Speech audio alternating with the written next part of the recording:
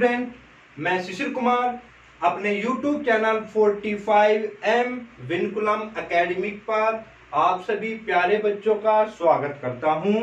और सबसे पहले सभी बच्चों से मेरी एक रिक्वेस्ट है कि आप सभी पहले मेरे चैनल 45M विनकुलम को सब्सक्राइब कीजिएगा और बेल आइकॉन को ऑन कीजिएगा, ताकि जो भी मैं आप नई वीडियो आपके लिए अपलोड करता हूं तो आपको नोटिफिकेशन से आपको मालूम पड़ जाएगा कि सर ने आपके लिए एक नई वीडियो अपलोड कर दी है, तो आप उसको स्टडी कर सके। ये थी आपकी नंबर 1 बात। फिर आपकी दूसरी बात के बारे में हम बात करेंगे। देखो बच्चों, मैं ज़्यादातर जो थ्योरी है वो आपको यहाँ पे नोट कराऊंगा, तो आप जब भी वीडियो ओपन करें तो प्लीज आप अपनी फिजिक्स की कॉपी को ओपन करके रखें और जो थ्योरी मैं लिखवाता हूं वो आपको साथ के साथ ही नोट कीजिएगा। नंबर 3 चीजें देखो बच्चों, आपको बहुत ही सीरियसली इस चीज को लेना है।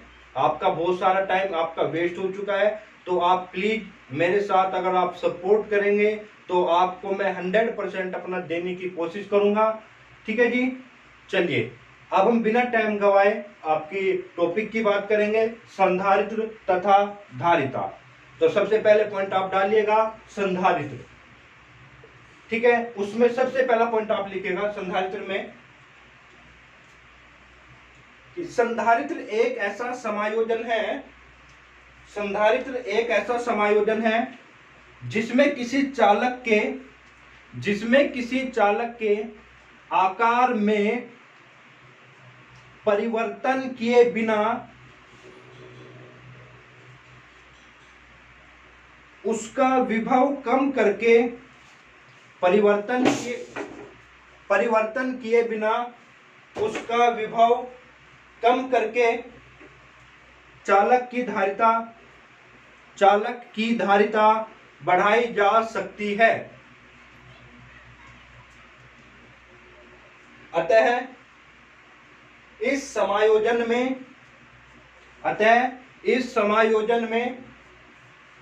आवेश की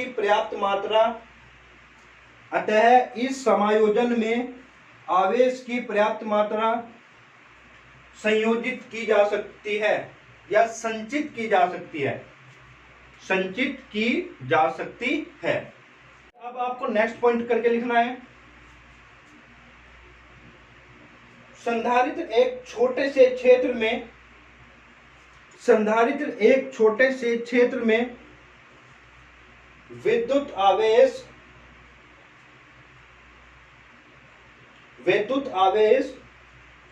या वैद्युत ऊर्जा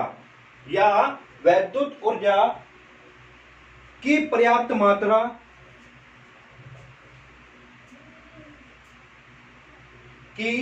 मात्रा संचित करने का एक साधन है।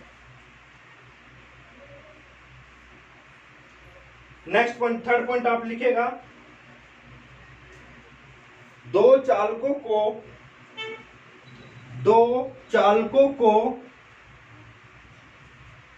समीप लाने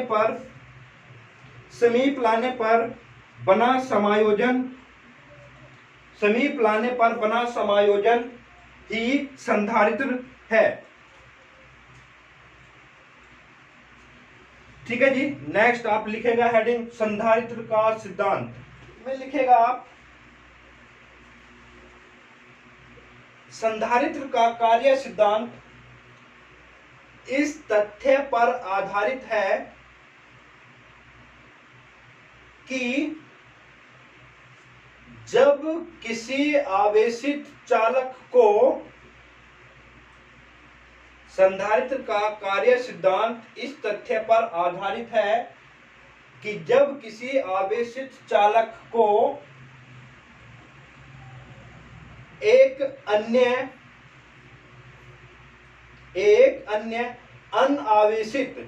अनावेशित चालक के पास में रख दिया जाता है, चालक के पास या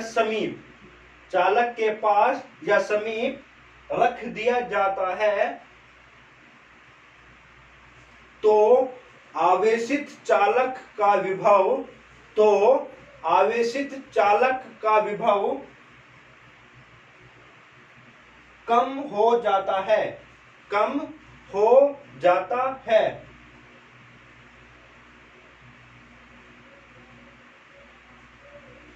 और यदि अनावेशित चालक भूसंपर्कित यानी कि पृथ्वी से उसका संपर्क जोड़ देना, भूसंपर्कित हो तो आवेशित चालक का विभव और भी कम हो जाता है, और भी कम हो जाता है। इसके परिणाम स्वरूप आवेशित चालक की धारिता में पर्याप्त वृद्धि हो जाती है,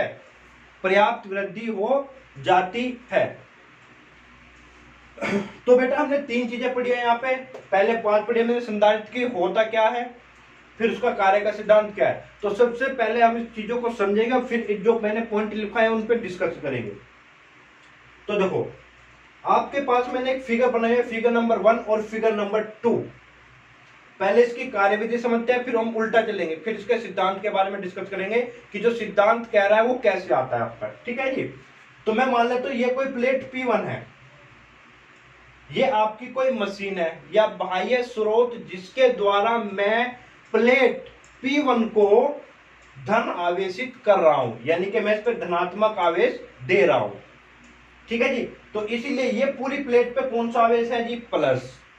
तो ये आपकी क्या है, एक तरीके से आवेशित चालक। किससे कनेक्टेड है, किसी मशीन से कनेक्टेड है। अच्छा जी ये बताओ जी ये क्या है, तो ये आपका है विद्युतदर्शी, इसको बोलते हैं स्वर्ण पथ विद्युतदर्शी, जो हमें बताता है कि इस पर विभव कितना है। और वो कैसे पता चलता है, अगर देखो ये जो 2 लेग्स है, लेग्स मीन जो टांगे है, ये 2 पत्तियां हैं, तो जितना ज्यादा विभव होगा उतना इनके बीच में फैलाव होगा, और जितना कम विभव होगा, यानी कि प्लेट पर अगर विभव ज्यादा है तो यहाँ पे इससे हम देख के बता सकते हैं, अगर फैलाव ज्यादा है तो यानी कि प्लेट पर विभव ज्यादा है, और इनका फैलाव अगर कम हो जाता है तो इसका मतलब आपका प्लेट पर जो विभव है वो कम हो गया। तो यहां से हम एक्सपेरिमेंटली यानी कि आप देख सकते हैं।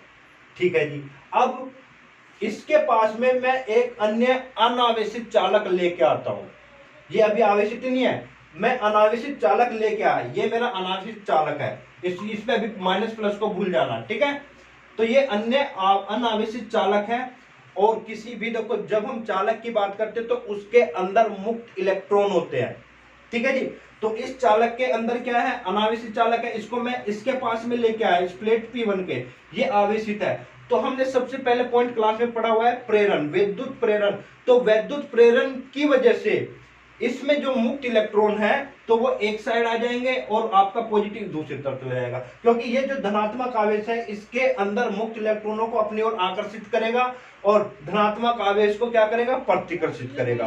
तो इसकी वजह से जो अनावेशित अनावेशित चालक था, तो विद्युत प्रेरण की वजह से आपका क्या हो जाएगा, ये भी आवेशित हो जाएगा। तो इसके इधर माइनस हो जाएगा और ये इधर प्लस हो जाएगा।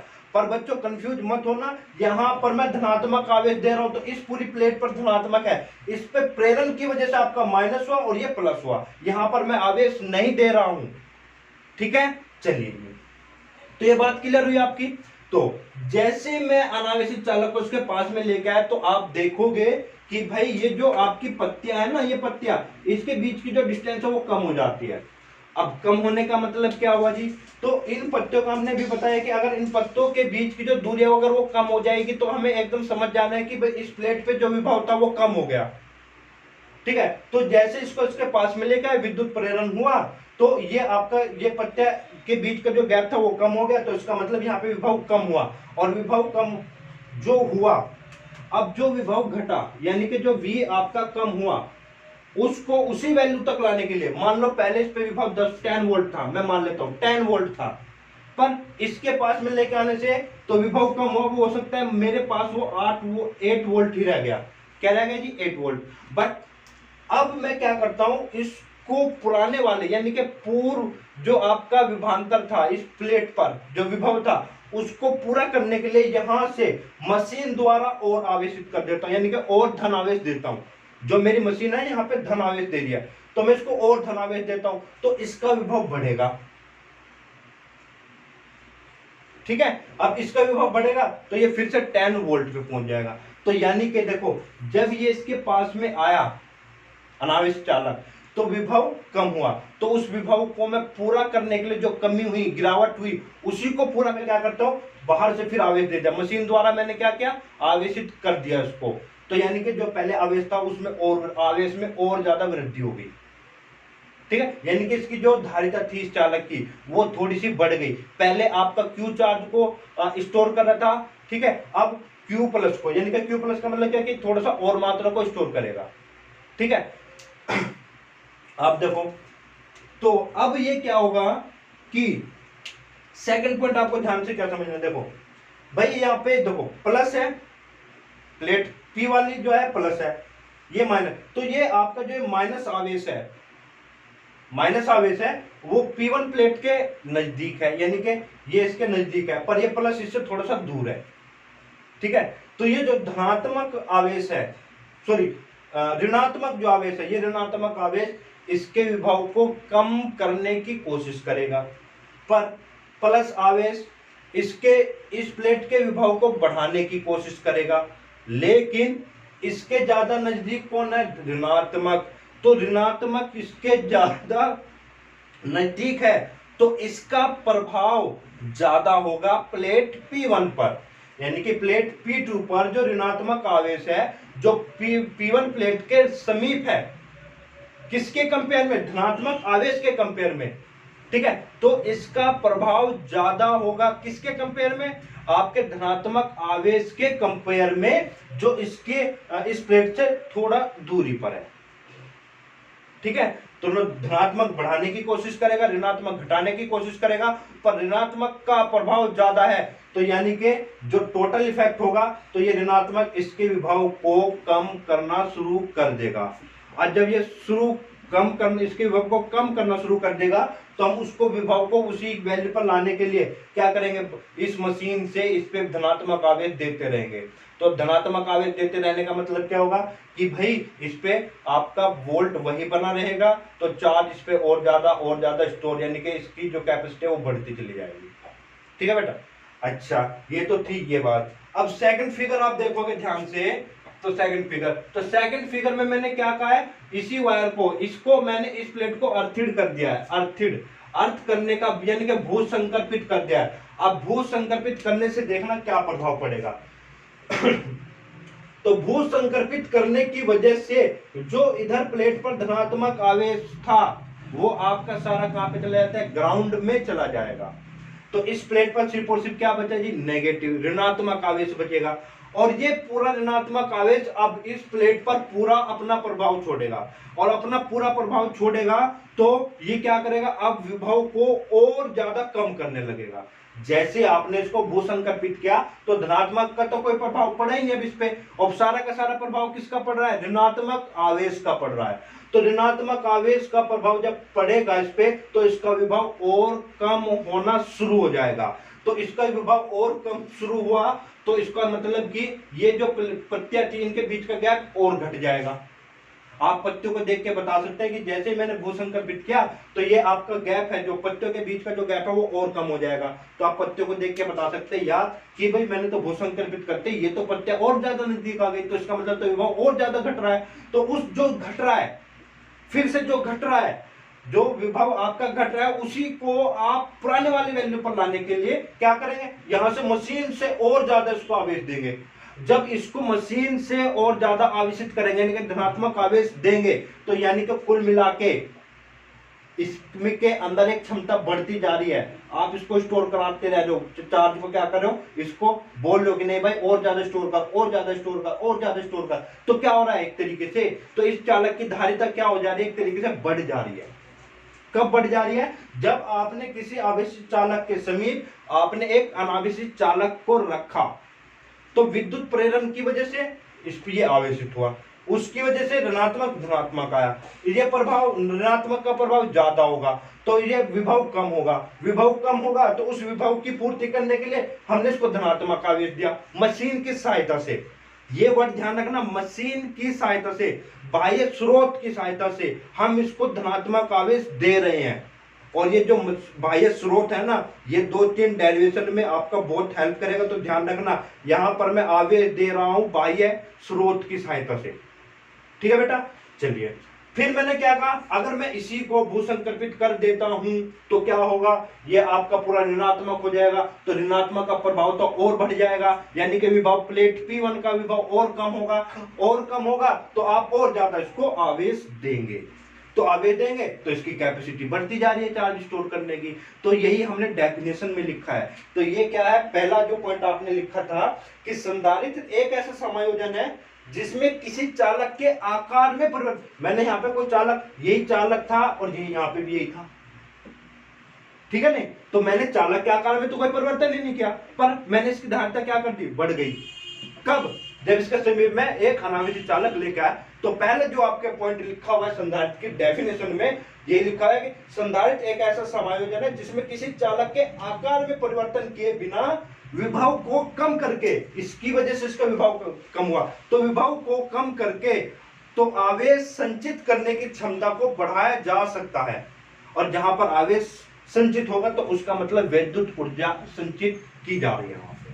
ठीक है बेटा, चलिए सेकंड पॉइंट हमने क्या लिखा है जी आपको, कि दो चालकों को समीप लाने पर बना समायोजन ही संधारित्र है। तो दो चालक है, एक आवेशित एक अनावेशित था, तो दो चालक को समीप जैसे लाए तो उसका जो समायोजन है उसको हम क्या बोलते हैं, संधारित्र बोलते हैं। ठीक है, और सिद्धांत, अगर आपको ये वर्किंग समझ में आई, कार्य जो प्रक्रिया है इसकी वो समझ में आया है, तो सिद्धांत आपको समझ में आ जाएगा कि संधारित्र का कार्य है। सिद्धांत इस तथ्य पर आधारित है कि जब किसी आवेशित चालक के समीप एक अन्य आवेशित चालक रख दिया जाता है तो चालक, आवेशित चालक का विभव कम हो जाता है, और यदि इसको भूसंकल्पित कर दिया जाए तो चालक, आवेशित चालक का विभव और कम हो जाता है, जिसकी वजह से मैं इस पे और आवेश संचित कर सकता हूं। तो इसी सिद्धांत पे काम करता है आपका। ठीक है बेटा, और ये ध्यान रखना, ये आपका प्रेरण की वजह से आपका इस पे प्लस माइनस आता है। ठीक है, तो यही आपका इसमें अब आपका थर्ड जो पॉइंट होगा, तो आपको कार्य सिद्धांत था, तो थर्ड पॉइंट आप अपनी बुक से अपने आप ही नोट्स बनाओगे कि ये आपका कार्य किस तरीके से करता है। अगर किसी भी बच्चे को अब भी सिद्धांत में या ये किस तरीके से कार्य करता है, तो सबसे पहले आप मुझे कमेंट बॉक्स में आप लिखिएगा कि सर हमें कार्य सिद्धांत समझ में नहीं आया है, तो आप सबसे पहले उसमें लिखिएगा। फिर बाद में आप मुझे व्हाट्सएप मैसेज कर सकते हैं, पर्सनल कॉल कर सकते हैं, और जो बच्चे मेरे घर के पास रहते हैं वो आप बेधड़क बेहिचक आके मुझसे अपनी प्रॉब्लम का सॉल्यूशन करा सकते हैं। ठीक है बेटा, तो अब जो थर्ड पॉइंट था वो आपको अपनी बुक से ही नोट करना है और अपने तरीके से इसको लिखना है। इसका है प्रयोग की व्याख्या, यहाँ पे एक हेडिंग लिखी हुई है प्रयोग की व्याख्या, तो आप चाहो तो उसको बुक से लिख सकते हैं और या फिर अपने नोट्स अपने आप बना सकते हैं। प्रयोग की व्याख्या, ठीक है बेटा, तो इतना आपको करना है। तो बेटा अब हम बात करते हैं आपका नेक्स्ट टॉपिक पर, संधारित्र की धारिता पर। ठीक है, चलिए देखो, ये आपकी प्लेट P1 थी, ये प्लेट आपकी P2 थी, तो मैं मान लेता हूं P1 प्लेट और ये P2 प्लेट। तो P1 प्लेट पर जो आवेश है वो क्यों है, और ये आपका इस प्लेट पर क्या हुआ था, प्रेरण की वजह से हुआ था। तो अगर इस पे प्लस क्यों है तो इस पे माइनस क्यों होगा, अलग अलग आवेश नहीं होगा, क्योंकि प्रेरण में जितना इस पर होगा उतना इस पर उत्पन्न होगा। ठीक है जी, चलिए अब मैं मान लेता हूं अगर इस पे क्यों आवेश है तो इस पर जो वोल्ट है यानी कि विभव है वो V1 है, और इस पर विभव कितना हो जाएगा V2 पर, कितना माइनस में, क्योंकि ये आपकी पूरी नेगेटिव प्लेट है तो ये माइनस V2 हो जाएगा आपका। क्लियर है, तो अब हम बात करेंगे प्लेट P1 पर। अब मैं उसका डेरिवेशन करने जा रहा हूं, तो हम सबसे पहले लिखेंगे डायग्राम बनाने के बाद में आप ये लिख सकते हो, ये डायग्राम बना, इतना सब इतना और इतना इतना पोर्शन भी बना दोगे तो कोई दिक्कत नहीं है। ठीक है, तो प्लेट P1 पर परिणामी विभव, मैं इस प्लेट P1 की परिणामी विभव की बात करता हूं। मान लो इस पर विभव V1 है, पर इसकी वजह से तो इस पे कम हो जा रहा है, तो अब इस पे परिणामी विभव कितना होगा भाई, V1 इसका खुद का और V2 इसका, पर इसका ये कम हो जा रहा है ना, तो V1 प्लस में माइनस V2, तो जो प्लेट P1 है, विभव किस प्लेट पर, P1 पर, P1 प्लेट पर विभव किसके बराबर होगा, V1 माइनस में V2 से। अच्छा जी, अब प्लेट P2 की बात करते हैं। प्लेट P2 के लिए, प्लेट P2 आपकी क्या है, प्लेट P2 आपकी भूसंकल्पित है, और कोई भी चीज जब भूसंकल्पित होती है तो उसका विभव आपका क्या होता है, जीरो होता है, ये ध्यान रखना। कोई भी चीज जब आपकी भूसंकल्पित होगी तो उसका विभव क्या होगा, जीरो होगा। तो यानी कि मैं बोल सकता हूं जो प्लेट P2 है, जो प्लेट P2 है उस पर जो विभव है वो क्या होगा आपका, जीरो। ठीक है जी, अब हम बात करेंगे दोनों प्लेटों के बीच विभवांतर। दोनों लिखना, दोनों प्लेटों के बीच विभवांतर, तो बेटा ये हो जाएगा V बराबर में VP1 माइनस VP2, और VP1 की वैल्यू है V1 माइनस में V2। ठीक है बेटा, माइनस VP2 की वैल्यू कितनी हो गई जी, जीरो। तो आपका फाइनल जो विभवांतर है वो दोनों प्लेटों के बीच का विभवांतर V है, और वो आपकी वैल्यू किसके बराबर है, V1 माइनस में V2 के। तो नोट करना बेटा इसको पहले, ठीक है। और अतः संधारित्र की धारिता, संधारित्र की धारिता किसके बराबर हो जाएगी, अभी एक फॉर्मूला है पर हम इसको ड्राइव भी करेंगे। तो धारिता का जो फॉर्मूला होता है वो होता है C equals to Q upon V, और यानी कि C इक्वल्स टू में क्या हो जाएगा, Q upon V1 minus V2। ठीक है, ये नोट कर लीजिएगा बच्चों।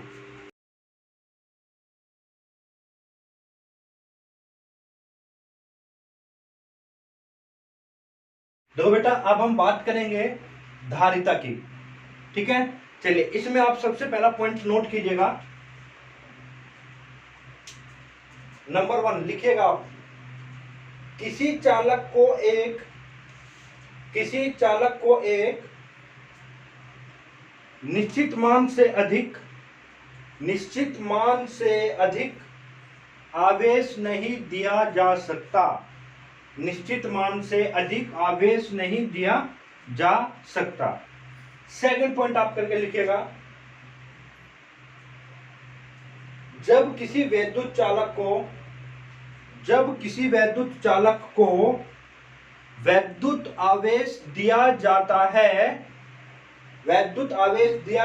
है तो उसके वैद्युत विभव में वृद्धि हो जाती है, तो उसके वैद्युत विभव में वृद्धि हो जाती है। आगे लिखेगा, चालक को लगातार आवेश देते रहने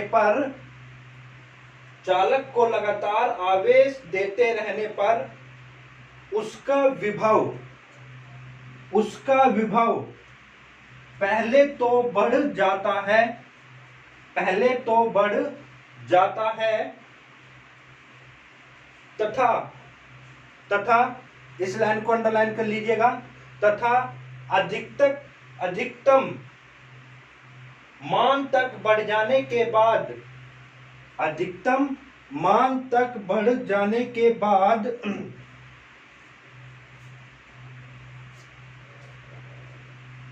चालक के चारों ओर के माध्यम में आवेश का क्षरण शुरू हो जाता है। क्षरण का मतलब होता है लीकेज, LEAKAGE, लीकेज का मतलब सिंपल से मतलब यहाँ पे मान लो ये बकेट है, अगर इसकी कैपेसिटी 5 लीटर की है, ठीक है जी। अब मान लो यहाँ पे आपने टोटी है, टेप है आपकी, ठीक है, पानी ओपन हो रहा है इसमें, ठीक है। तो इसकी जब कैपेसिटी 5 लीटर है तो धीरे धीरे 1 हुआ, 2 हुआ, 3 हुआ, 4 हुआ, 4.5 तक पहुंचा। तो जब इसमें 5 लीटर वाटर हो जाएगा, यानी कि कंप्लीटली फिल हो जाएगी, उसके बाद भी अगर टैप चला देते हो तो पानी क्या होता है आपका, जो वाटर होगा वो ओवरफ्लो होने लगता है, यानी कि जो वाटर है अब क्या होने लगेगा, वेस्ट होने लगेगा, बिखरने लगेगा।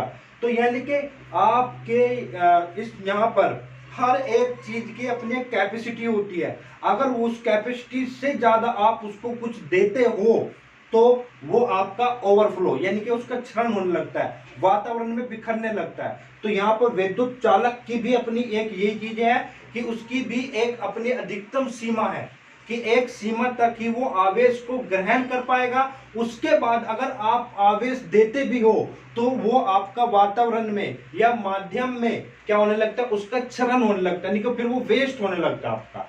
ठीक है, तो जैसे अब हम बात करते हैं इसका मतलब क्या है। पहले तो देखो कि जो वैद्युत चालक की जो धारिता है उसका अभिधारणा क्या है। तो हमने बात की है, पहला पॉइंट जो हमने लिखा है कि चालक की अपने क्या होता है, किसी भी चालक को एक निश्चित मान से अधिक आवेश नहीं दे सकते। अब क्यों नहीं दे सकते वो देखो आप, देखो चालक किसी भी चालक को मैं या तो धनात्मक या ऋणात्मक दोनों ही तरीके का आवेश दे सकता हूं। ठीक है, अगर आपको ऋणात्मक आवेश देना है तो वहां पे उसको किसी भी मशीन द्वारा, किसी भी बाह्य स्रोत द्वारा आपको इलेक्ट्रॉन उसको देने पड़ेंगे। जैसे जैसे चालक पर इलेक्ट्रॉन जाएंगे तो वो आपका ऋणात्मक होता चला जाएगा। अगर आपको उसी चालक को धनात्मक बनाना है तो आपको क्या करना पड़ेगा, वहां से इलेक्ट्रॉन को बाहर निकालना पड़ेगा। आपको पता है कि जब आपके किसी भी चालक से, या आपने पढ़ा है केमिस्ट्री में भी और साइंस में मैंने भी क्लास में बताया हुआ है फिजिक्स की, कि जब भी आपका किसी भी एटम से आपका इलेक्ट्रॉन निकलता है तो वो धनात्मक हो जाता है। तो उसी चालक से, उसी तरह चालक में भी अगर आप उसको धनात्मक बनाना चाहते हैं तो वहां से उस इलेक्ट्रॉन बाहर निकालने पड़ेंगे। ठीक है, तो ये दो प्रोसेस हो गए आपके। किसी भी चालक को धनात्मक बनाना है तो आप वहां से इलेक्ट्रॉन बाहर निकालिए, और ऋणात्मक बनाते हैं इलेक्ट्रॉन उसको दीजिएगा। ठीक है जी, चलिए अब हम जैसे यहाँ पे, अब एक चीज यहाँ पे ध्यान देना बहुत ही, अब आप इसको धनात्मक आवेश देते जा रहे हैं तो इस पे धनात्मक आवेश बढ़ता जा रहा है, और जब बाह्य स्रोत इसको धनात्मक आवेश देगा तो भाई ये खुद की प्लेट खुद पॉजिटिव हो चुकी है, और बाहर से अगर कोई धनात्मक आवेश आएगा तो धनात्मक चीज का क्या करेगी, प्रतिकर्षण करेगी। तो यानी कि मशीन के द्वारा आप इसको आवेश देते जा रहे हो तो मशीन को एक्स्ट्रा मेहनत करनी पड़ेगी, यानी कि मशीन को कार्य करना पड़ेगा, बाह्य स्रोत को कार्य करना पड़ेगा। किसके विरुद्ध, प्रतिकर्षण के विरुद्ध, प्रतिकर्षण बल के विरुद्ध। ठीक है ना, तो आपको कार्य वहीं पर करना पड़ता है जब आपको किसी चीज के विरुद्ध जाना पड़ता है। चाहे आप मेंटली, अगर मैं प्रैक्टिकली बात करूं, अगर आप लोगों को भी किसी चीज के विरुद्ध जाना है, चाहे वो मेंटली हो या फिजिकली हो, तो कुछ ना कुछ आपको मेहनत करनी पड़ेगी, और वही मेहनत आपकी क्या होती है, ऊर्जा के रूप में संचित हो जाती है। तो अब ये मशीन है जो बाह्य स्रोत है इसको धनात्मक आवेश दे रही है, पर ये पहले से ही धनात्मक है, तो इस मशीन को वो आवेश यहां तक पहुंचाने में कार्य करना पड़ेगा। किसके विरुद्ध, प्रतिकर्षण के बल के विरुद्ध। तो वही कार्य आपने लेंथ में पढ़े, कार्य ऊर्जा प्रमेय। तो यानी कि जो कार्य हम उस वस्तु पर करते हैं तो वह कार्य उसमें स्थितिज ऊर्जा के रूप में क्या हो जाता है, संचित हो जाता है। तो यही से कॉन्सेप्ट आएगा आपका ऊर्जा संचय का भी। हमने डेफिनेशन में थर्ड पॉइंट पढ़ा था कि यानी कि आवेश को आपका क्या करना है, आवेश को यहां पे पहुंचाने का मतलब है कि विद्युत ऊर्जा का स्टोर करना, विद्युत ऊर्जा को संचित करना। तो विद्युत ऊर्जा यहीं से आती है, ऊर्जा तभी आएगी जब आपको किसी चीज के विरुद्ध कार्य करना पड़े। तो यही बात थी आपकी। तो अब आपका क्या होगा, अब ये तो है नहीं कि भाई जैसे हमने सेकंड पॉइंट पढ़ा है जो अभी लिखा है कि भाई जैसे जैसे हम आवेश दे रहे हैं विभव बढ़ रहा है, पर विभव एक अधिकतम मान तक पहुंच जाने के बाद, तो विभव का अधिकतम मान हो जाने का मतलब है कि एक निश्चित मान तक ही मैं आवेश दे सकता हूं। ठीक है, अच्छा अब विभव जब अधिकतम मान तक पहुंच जाएगा और आप सोचो कि नहीं जी मुझे तो और भी विभव बढ़ाना है, तो उसके बाद आपका विभव नहीं बढ़ेगा चाहे आप कितना भी आवेश दो, क्योंकि वो आवेश अब आपके माध्यम में फैल जाना है। ठीक है, आप प्लेट पर ना जाके क्या होगा, माध्यम में फैल जाएगा। तो उसी को हम क्या बोलते हैं, क्षरण बोलते हैं। अब ये जो आवेश है वो बाहर वातावरण में फैलने का मतलब है उसका क्षरण यानी कि लीकेज होने लगता है। तो इससे हमें क्या पता चलता है कि भाई किसी भी वैद्युत चालक को मैं उसके अधिकतम मान से ज्यादा आवेश नहीं दे सकता हूं। अगर मैं उसको आवेश दिया तो उसका जो होता है बाह्य वातावरण में, बाह्य माध्यम में आपका क्षरण होने लगता है। यही बात मैंने आपको लिखवाई है। अब आप नोट करके इंपोर्टेंट पॉइंट लिखिएगा। लिखिए, किसी चालक को एक निश्चित मान से अधिक आवेश नहीं दिया जा सकता। अर्थात प्रत्येक वैद्युत चालक की वैद्युत आवेश ग्रहण करने की अतः प्रत्येक विद्युत चालक की वैद्युत आवेश ग्रहण करने की एक निश्चित सीमा होती है। इसी क्षमता को उस वैद्युत चालक की वैद्युत धारिता कहते हैं। ठीक है बेटा, तो ये चीज थी आपकी कि वैद्युत धारिता की अभिधारणा क्या है। चलिए अब हम बात करते हैं। तो शुरुआती दौर में हमने ये पढ़ा था कि V जब तक अधिकतम मान तक नहीं पहुंचता है, तो यहां से एक फॉर्मूला आपका बनेगा जो हमने अभी यूज किया था कि जितना हमने आवेश दिया उतना ही विभव बढ़ेगा। क्यों? डायरेक्टली पर अनुक्रमानुपाती होता है विभव के। आवेश, वैद्युत आवेश अनुक्रमानुपाती विभव के। जैसे जैसे आवेश बढ़ा V भी बढ़ेगा। चलिए जी, अब इस अनुक्रमानुपाती साइन को हटाने के लिए मैं एक नियतांक लगा देता हूं। वो नियतांक यहाँ पे C होता है और C ही आपकी क्या कहलाती है, धारिता। तो ये आपका फॉर्मूला बन जाता है Q = CV। नोट कर लीजिएगा। ठीक है बेटा, अब आप एक पॉइंट करके लिखिएगा, यहीं पर लिखिएगा C एक नियतांक है। पहला पॉइंट लिखना, C एक नियतांक है जिसको हम वैद्युत चालक की धारिता कहते हैं। इसी में सेकंड पॉइंट C के बारे में लिखिएगा। C का मान, C यानी कि धारिता, वैद्युत चालक की धारिता का मान चालक की आकृति,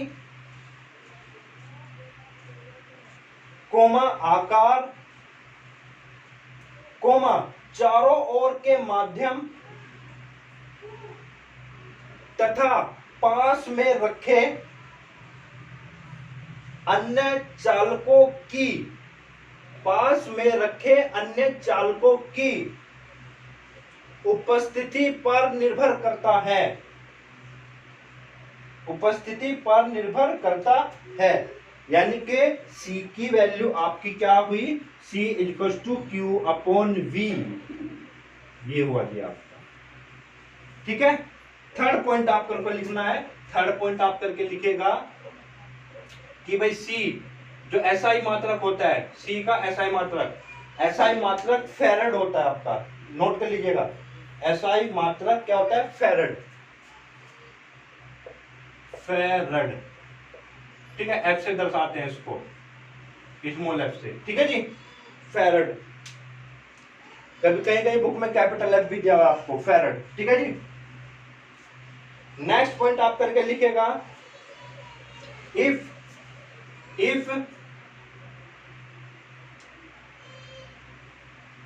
V = 1, तो तब अगर V = 1 हो जाएगा तो Q = क्या हुआ जी, C। Q = क्या हुआ, C। ठीक है, तो अब इसके बारे में लिखिएगा Q = C का मतलब क्या है। इसी के नीचे लाइन लिखिएगा, किसी वैद्युत चालक की वैद्युत धारिता संख्यात्मक रूप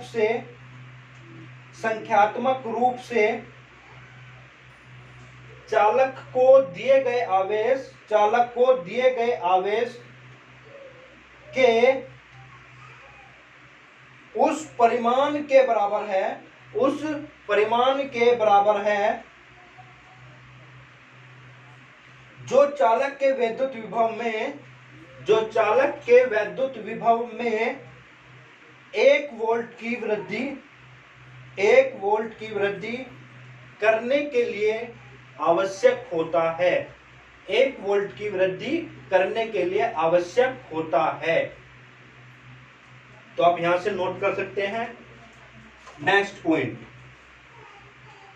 तो C इक्वल टू, ये तो हो गया आपका C की यूनिट हो गई 1 फैराड, एक क्वेश्चन में ये कितना हुआ जी 1 कूलाम, और वोल्ट कितना हुआ जी 1 वोल्ट।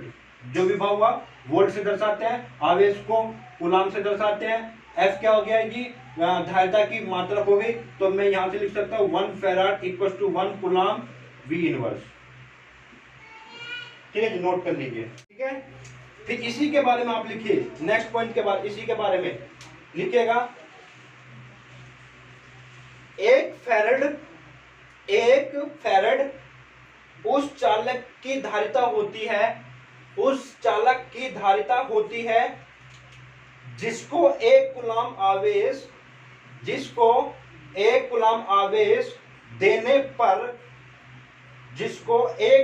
आवेश देने पर उसके विभव में 1 वोल्ट की वृद्धि हो। 1 कूलाम आवेश देने पर 1 वोल्ट की वृद्धि हो। तो 1 फैराड क्या है जी, 1 कूलाम आवेश देना है और 1 वोल्ट विभव की ही वृद्धि होगी, तो वही आपका क्या कहलाएगा, उस वैद्युत चालक की धारिता 1 फैराड कहलाएगी। ठीक है जी।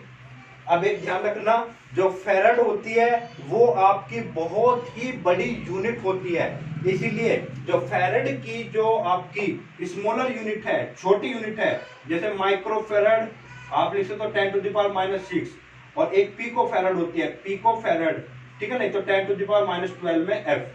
ठीक है, ये स्मॉलर यूनिट होती है आपकी। ठीक है बेटा, चलिए अब नेक्स्ट टॉपिक हमारा है विलगित गोलीय चालक की धारिता। ठीक है जी, तो ये आपका एक विलगित गोला है, ठीक है, जिसको मैंने धनावेश दिया हुआ है। तो आप इसके बारे में पहले लिखिएगा, यहां से ये लिखिएगा हेडिंग, ये आपको डायग्राम बनाना है, और इसके साइड में आप लिखिएगा कि माना R त्रिज्या के, माना R कैपिटल R त्रिज्या के एक विलगित गोलीय चालक को प्लस Q आवेश दिया गया है, जो उसके पृष्ठ पर एक समान रूप से वितरित हो जाता है। एक समान रूप से वितरित हो जाता है। तो हम लिखेंगे, तो इसलिए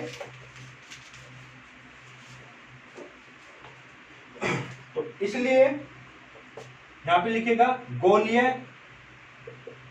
चालक के पृष्ठ पर वैद्युत विभव कितना हुआ जी, तो वैद्युत विभव का फॉर्मूला हो गया, ये आपको मैंने फॉर्मूला लिखवाया है, ये नोट कर लेना जी प्लीज।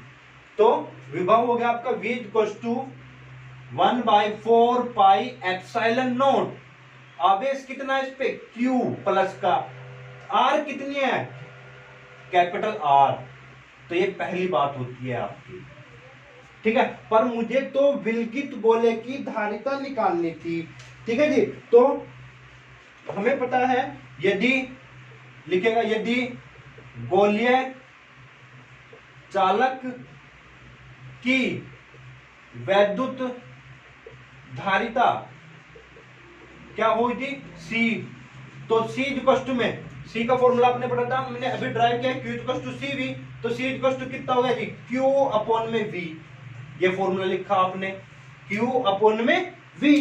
तो आप देखो ध्यान से, अब तो C इक्वल टू में Q की वैल्यू तो Q रहेगी और V आपका कितना है विलगित गोले के लिए 1/4 pi epsilon not Q upon में R। ये और ये कैंसिल हो जाएगा तो यहां से आपको C की वैल्यू मिल जाएगी 4 pi epsilon not R, 4 pi epsilon not R। तो यही आपकी विलगित गोले की क्या है जी धारिता है। ठीक है बेटा, अब यहां पे थोड़ा सा अगर याद ध्यान दोगे आप तो C ये चीज क्या है आपकी कांस्टेंट नियत है, तो इसको मैं लिख सकता हूं R। R क्या है त्रिज्या, गोलीय चालक की त्रिज्या, यानी कि किसी भी गोलीय चालक की जो धारिता है वो निर्भर करती है उसकी त्रिज्या पर।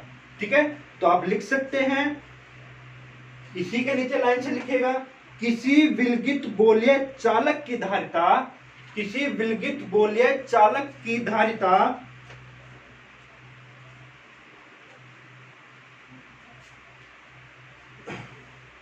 उसकी त्रिज्या के अनुक्रमानुपाती होती है, उसकी त्रिज्या के अनुक्रमानुपाती होती है। चलो अब हम एक एग्जांपल ले लेते हैं, आपकी बुक में दिया हुआ है। ठीक है, एग्जांपल तो इसी के बेस पे मैं बता दे रहा हूं आपको। देखो पृथ्वी को 1.28 इंटू 10⁴ किलोमीटर व्यास का गोला का चालक मानकर उसकी विद्युत धारिता गणना करनी है आपको। ठीक है बेटा, तो देखो जो आपका पृथ्वी का जो डायमीटर है, डायमीटर ऑफ अर्थ व्यास कितना दिया हुआ है आपको 1.28 इंटू 10⁴ किलोमीटर आपको दिया। अब वो क्या कहता है पृथ्वी की धारिता आपको निकालनी है।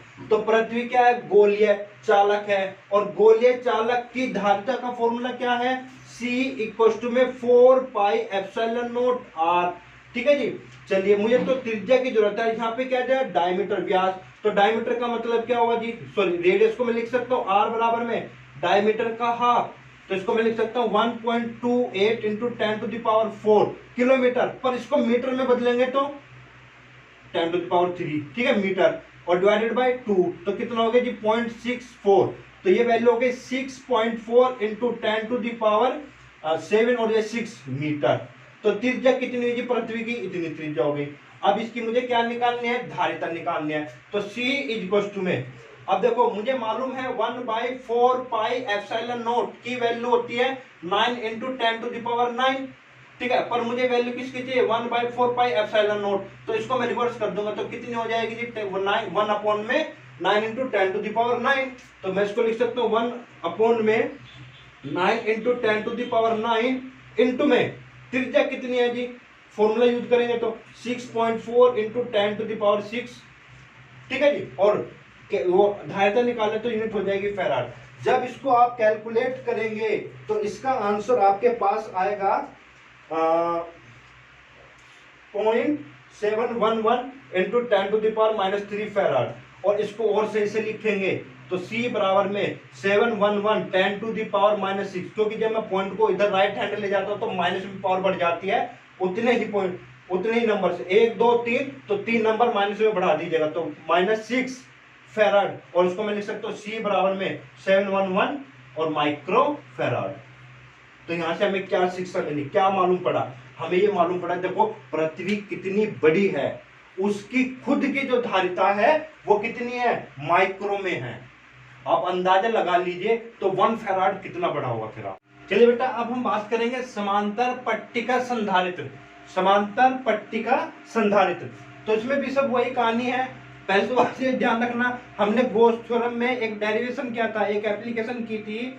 ठीक है, कि जहां पर दो समांतर आपकी प्लेटें रखी हुई थी, तो एक धनात्मक थी एक ऋणात्मक थी, तो उनके मध्य में आपका क्या हो जाता है एक वैद्युत क्षेत्र उत्पन्न होता था। ठीक है नहीं, और वैद्युत क्षेत्र की जो दिशा होती है वो क्या होती है धनात्मक से ऋणात्मक की ओर होती है।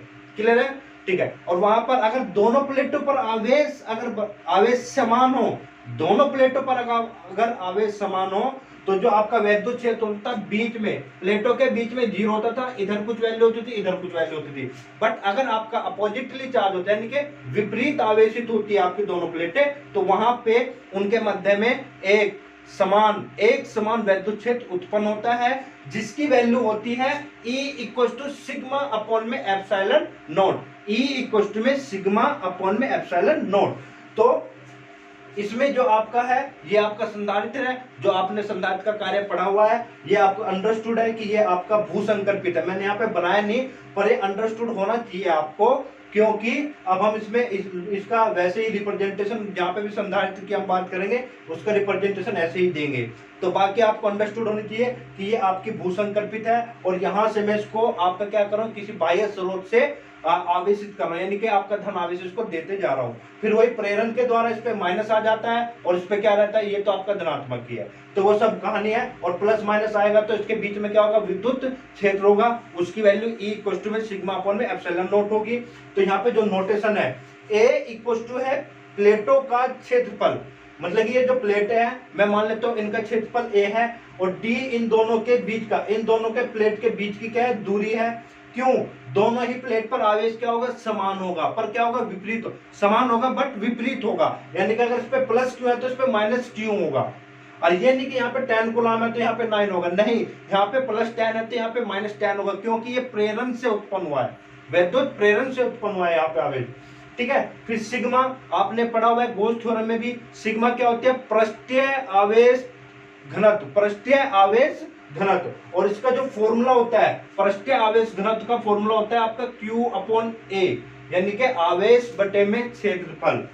फिर है K, प्लेटों के बीच माध्यम का प्रावैद्युतांक, यानी कि अभी मैं ये मान के चला कि दोनों प्लेटों के बीच में, यानी कि संधारित्र के बीच में जो माध्यम है वो वायु है। ठीक है, वायु के अलावा आपका कोई और भी माध्यम हो सकता है। ठीक है, तो उसकी वैल्यू K होगी आपकी। तो हो सकता है वायु के लिए K की वैल्यू 1 होती है, बाकी के आपकी कोई भी वैल्यू हो सकती है। प्रयोधातु प्रावैद्युतांक पर डिपेंड करता है। ठीक है, ये एप्सिलॉन नॉट आपको पता है निर्वात का वैद्युतशीलता, निर्वात की वैद्युतशीलता। और ये ध्यान रखना है, डेरिवेशन में बहुत सारी चीजें आएंगी, जहां पर ये नोट लगा होगा यानी कि 0 लगा होगा तो समझ जाना वायु है, वहां पे जो माध्यम है वो वायु है। और जहां पर E रहेगा सिर्फ ये एप्सिलॉन ही लिखा रहेगा तो समझ जाना कि वहां पर कोई ना कोई माध्यम है। ये चीजें आपको बिल्कुल क्लियर होनी चाहिए, अगर आपको अगले नेक्स्ट डेरिवेशंस में ये कुछ रिलेशंस में बिल्कुल आपको अच्छे से समझना है। तो नोट कहाँ पे, यानी कि समझ जाना है कि वायु है, और अगर नोट नहीं है तो समझ जाना है आपका क्या है, कोई ना कोई माध्यम की वहां पे बात हो रही है। ठीक है, चलो बेटा अब हम इसका डेरिवेशन करते हैं। लिखेगा, माना प्लेटों के बीच विभवांतर V है यानी कि कैपिटल V वोल्ट है। ठीक है, और इनके बीच की दूरी क्या है, D है। तो मुझे फॉर्मूला अभी इससे पीछे मैंने लिखा था कि E इक्वल टू कितना हुआ जी, V अपॉन में D। E इक्वल टू क्या होगा, V अपॉन में D, यानी कि जो वैद्युत क्षेत्र है E इक्वल टू क्या हो जाएगा, V अपॉन D हो जाएगा जी आपके पास। क्लियर है बेटा, चलिए अब आगे। तो यहां से मेरी एक बात समझ में आ जाती है अगर जरूरत पड़ेगी, क्योंकि मुझे इसकी धारिता निकालनी है, और धारिता का फॉर्मूला दिमाग में फिट करके रखना है। तो Q अपॉन में V होता है, Q अपॉन में क्या होता है, V, यानी कि Q मुझे चाहिए और V। तो V की वैल्यू अगर आप यहां से निकालोगे तो V equal to E into में D, E इंटू में D। तो V का झंझट आपका क्लियर होता है। अच्छा जी, तो E तो हमने एक वैल्यू और पढ़ी हुई है, E के लिए मैं इसको और ओपन कर देता हूं। तो V इक्वल टू E वैद्युत क्षेत्र किसके बराबर होता है, समांतर पट्टिकाओं की बात करें तो वैद्युत क्षेत्र किसके बराबर होगा, सिग्मा अपॉन में एप्सिलॉन नॉट, सिग्मा अपॉन में एप्सिलॉन नॉट, और इनटू में D। क्लियर बेटा, ठीक है। अभी सिग्मा को फिर से ओपन कर सकते हैं, Q अपॉन A। तो सिग्मा यानी कि क्या थी, पृष्ठीय आवेश घनत्व, तो उसको मैं क्या लिख सकता हूं, Q अपॉन A, और ये आपका एप्सिलॉन नॉट इनटू में D। ये V की वैल्यू आती है आपकी, और इसको उठाओ और C वाले फॉर्मूले में यहाँ पे पुट कर दीजिए। तो Q अपॉन में Q A epsilon not into में D, Q से Q कैंसिल, और C बराबर में A epsilon not upon D। ठीक है बेटा, तो ये आपका समांतर पट्टिका संधारित्र की धारिता का फॉर्मूला ड्राइव हो जाता है। ठीक है, तो यहाँ पे अब यहाँ पे नोट है, तो आप थोड़ा सा इसको स्पेसिफिक करने के लिए, समझने के लिए नोट लगा देना है। जहां पर भी सी नोट लिखा मिले तो समझ जाना है कि वहां पे जो संधारित्र है उसमें जो माध्यम है वो वायु है। क्लियर बेटा? चलिए बस, तो ये यहां तक आपका खत्म हो जाता है।